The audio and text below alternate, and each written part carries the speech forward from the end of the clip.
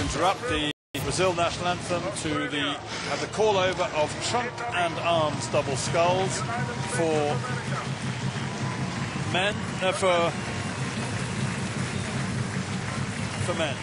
No, male and female. Oh, male and female combined. I was a little bit baffled because I couldn't see it on the start sheet, and the names were both. So the near side, in lane 6, the United States, Scott Brown and Angela Madsen. So these are mixed crews. And they were the champions last year at Eton. I remember them from that. And they set a world championship time for this mixed double scull of 4:20.50. But they're in an outside lane because they've had a tough time of it earlier on in this regatta. They, in fact, have won for the last 5 years. So this year's the first time they've had real competition. And we'll go through the lanes from the far side. Top of your picture, Dmitry Ivanov and Irina Krychenko, also from the Ukraine. Then in lane next to them we have, actually we've lost Ukraine, they're not in picture, and we were looking there at Peter Majka and Jolanta Pawlak from Poland in lane 2. Then in lane 3 you can see their number plate there, the Brazilian crew Lucas Pagani and Josiane Lima. And then in the yellow, in second from the bottom of your picture at the moment, we have John McLean and Catherine Ross from Australia. And Italy in picture at the bottom of your screen, Stefania Toscano and Daniele Stefanoni. And so you can choose which way round you go with the man or the woman in the stroke seat and bow seat. There's no ruling. What limitations are there on this other than the fact that you must have no leg power?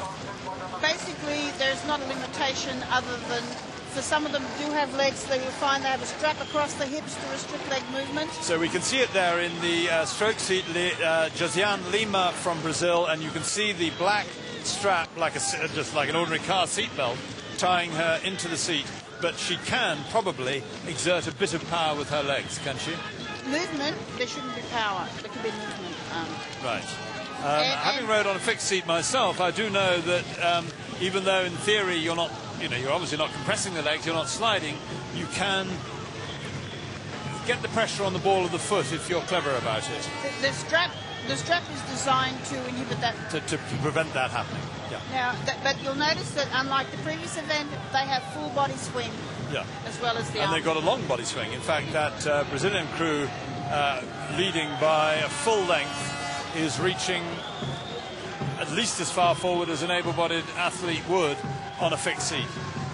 Australia there, John McLean on the right of your picture, and Catherine Ross, and they're hanging on well. Have they been on this scene before? This is the first time that Australia has actually had a crew in this event, and they again have only been recently taking up rowing. But John is a former champion athlete, I think in wheelchair racing. In wheelchair racing, I've actually seen his biography that he has got that, yes.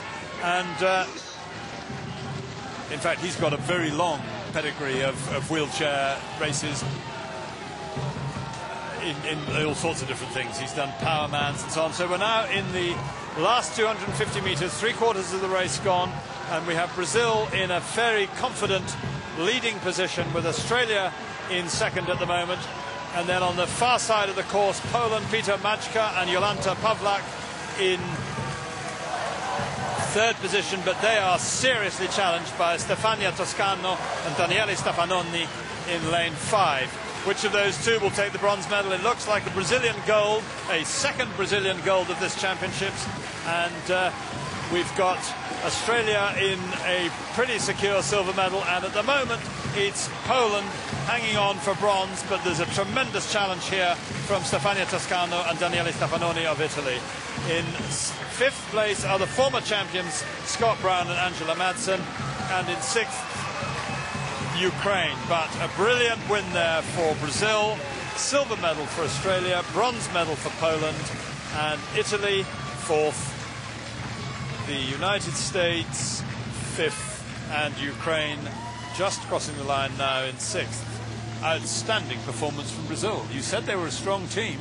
What's got into them? Oh, I think the excitement and the rah-rah has really The carnival revved them spirit. up. They've really revved them up. This is not a carnival day to me, but they've clearly got revved up, as you say, and this is very good for the sport.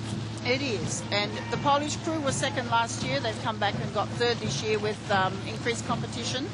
And it's good to see the Australians for the first time get a silver medal. It's good to see Jolanta Paulak absolutely exhausted, laid out flat in the boat. And anyway, they got a bronze medal, so she should be pleased with that. So there we have Brazil winners in 4:12, 10 seconds faster than the time set in faster conditions last year.